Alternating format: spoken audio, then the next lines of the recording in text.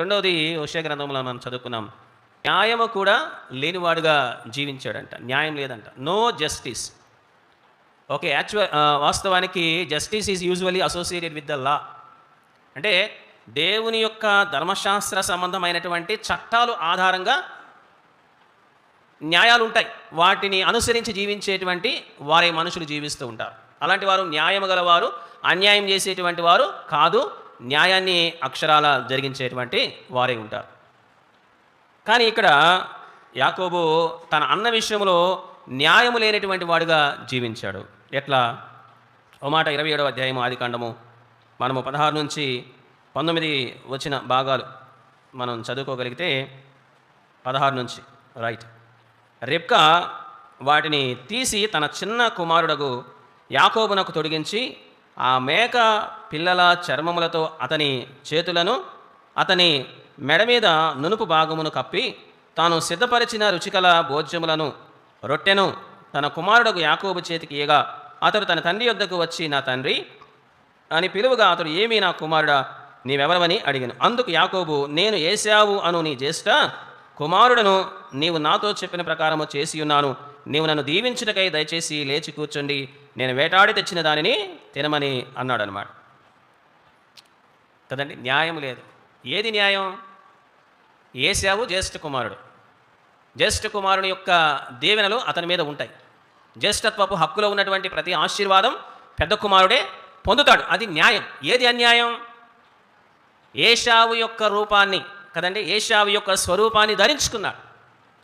మంచి మేక పిల్ల, దానికి సంబంధించినటువంటి చర్మం అతని చేతుల మీద నునుపు భాగముగా ఉన్నటువంటి తన మెడను కప్పుకున్నాడు.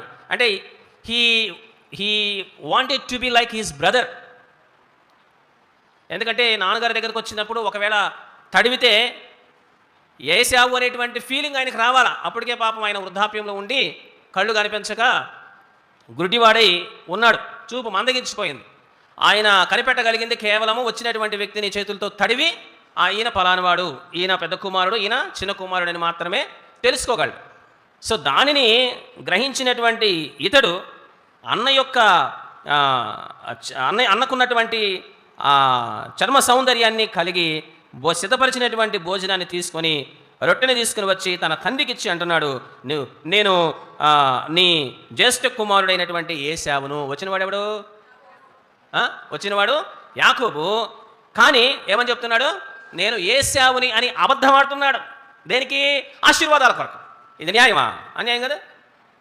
అంటే ఆశీర్వాదాల కొరకు, గొప్ప కొరకు, ఖ్యాతి కొరకు, సంపాదన కొరకు, ఆర్జించడం కొరకు, ఇంకొక దాని కొరకు ఎంతవరకైనా దిగజారుతాం మనం? దిగజారుతామా? అవుతాం కదండి. మరి అవ్వకపోతే ఎట్టా పైకి వెళ్ళేది? అదేదన్నా ఉందంటే చాలు కదా, నేను అనేది బయటకు వస్తూ ఉంటుంది. ఎంత తప్పు! దాని కొరకు ఎంత నీచమైనటువంటి స్వభావాన్ని కలిగి జీవిస్తామంటే, అబద్ధమాడనటువంటి మనం కూడా అబద్ధం ఆడేస్తాం. నేను అతనే, నేను వాడినే. ప్రభు అంటున్నాడు ఎఫెసీలకు రాసినటువంటి పత్రికలో, ఒక మాట చదువుకుందాం. ఎఫెసీలకు రాసిన పత్రిక 4వ అధ్యాయము 25వ వచ్చిన భాగంలో ఈ మాట, మనము ఒకరికి ఒకరము అవయవములై ఉన్నాము గనుక మీరు అబద్ధమాడుటమాని ప్రతివాడును తన పొరుగువానితో సత్యమే మాట్లాడవలెను అని అంటున్నాడు. ఇక్కడ ఏమన్నాడు? ఒకరికి ఒకరు అవయవాలై ఉన్నామంట. అంటే విశ్వాసులు సంఘములో ఒకరికి మరొకరు సొంత అవయవాలుగా కలిసిమెలిసి జీవిస్తూ ఉన్నారు. వాళ్ళు ఒకటే శరీరం, ఏక శరీరం, వేరువేరు కాదు అని అంటున్నాడు అనమాట. కనుక అలాంటి వారు అబద్ధము ఆడకూడదు, వారు సత్యమే మాట్లాడాలి. ఇప్పుడు వచ్చినటువంటి యాకోబు కదండి, ఏశావు యొక్క రెండవ కుమారుడు. అంటే తన యొక్క తన సొంత కుమారుడే, తనలో నుంచి వచ్చినటువంటి వాడే, తనకు సంబంధించినటువంటి వాడే, తన సమస్తము కూడా చిన్న కుమారుడై ఉన్నాడు. ఎంత మంచి కుటుంబ సంబంధాన్ని కలిగి ఉన్నాడో అంతటి తండ్రితోనే, సొంతోడితోనే అబద్ధం ఆడుతున్నాడు. బయటోడితో అబద్ధం ఆడితే అది వేరే రీతి ఉంటుంది. అరే నాన్నతోనే అబద్ధం ఆడితే, చిన్నప్పుడు స్కూల్లో చదువుకుంటుంటే చాలా సందర్భాలు తండ్రితో అబద్ధాలు ఆడి ఉంటాం కదా. మనం అబద్ధాలు ఆడేవి లేదా? మా నాన్నగారి ఆ షర్ట్ అక్కడ పెట్టుంటే ఆయన నిద్రపోతుంటే జేబులో డబ్బులు తీసుకొని పోయి కోరుకునేవాడు. ఆయన లేచి, నా జేబులో డబ్బులు 100 రూపాయలు కనిపిస్తాయి. ఎవరు తీశారు? నాకు తెలియదు. నాకు తెలియదు అంతే. ఎరా బయటికి వెళ్ళి ఏం చేసి వచ్చావరా? ఏం చేయలా, ఫ్రెండ్స్తో కలిసి కూర్చొని మళ్ళీ వచ్చాను అంతే. వాళ్ళ అమ్మకు తెలుసు వాడు ఏం చేశాడు. ఆ మాత్రం చెప్పదు, దాచిపెడుతుంది. ఆ తిరిగి వచ్చి అర్ధరాత్రి వచ్చిన తర్వాత కూర్చోబెట్టి భోజనం పెట్టి మంచి పడకేసి దుప్పడేసి పడుకోబెట్టింది ఆమె తెలుసు అంతా. ఆమె చెప్పదు. కానీ నిజంగా మోసం చేస్తారు ఆ విషయంలో. మీరు కూడా పాలుభాగస్తులు అవుతున్నారు. ఇక్కడ రెప్కా కూడా అదే తప్పు చేసింది కదా, మోసగాడికి సహాయం చేసిందండి. అట్లాంటి వద్దండి, ఖండించాలా, తండ్రికి తెలియాలా. మరీ శతపరిచయం పంపించింది, ఇంకేం చెప్పాలా కదా. సో అలాంటి తప్పు చేసి సొంతలతో కూడా మనము ఏమాత్రం బెదరక ధైర్యంగా నిబ్బరంగా ఉండి అవును నేనే అబద్ధమాడేస్తాం.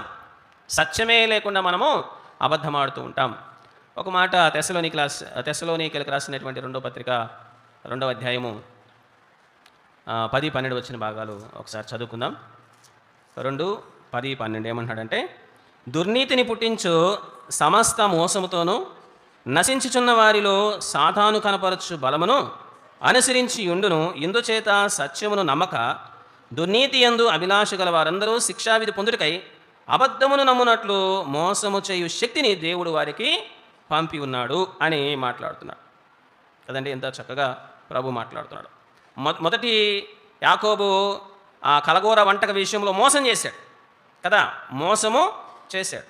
ఆ మోసము కలిగినటువంటి శక్తి తనలో ఉంది. ఆ మోసం చేసేటువంటి ఆ శక్తి కలిగినటువంటి వాడికి ఏం చేస్తున్నాడు? దేన్ని ఆధారం చేసుకొని జీవిస్తున్నాడంటే అబద్ధాన్ని ఆధారం చేసుకొని దానినే నమ్మి అది చెప్పేటువంటి దాని ప్రకారమే ఆయన జీవిస్తూ ఉంటాడు.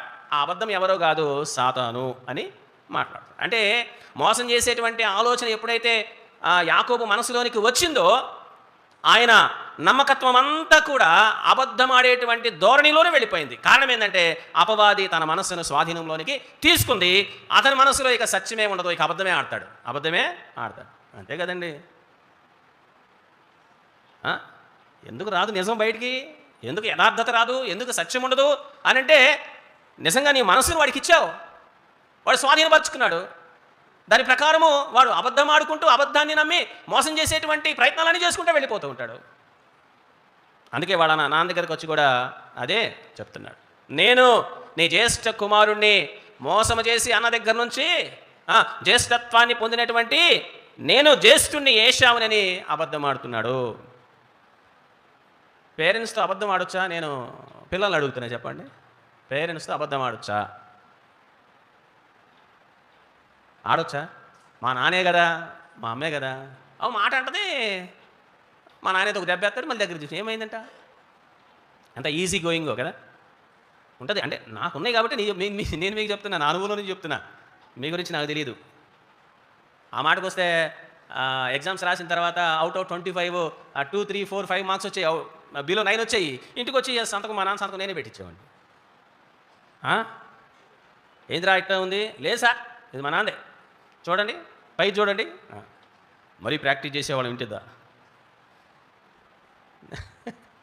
అబద్ధం.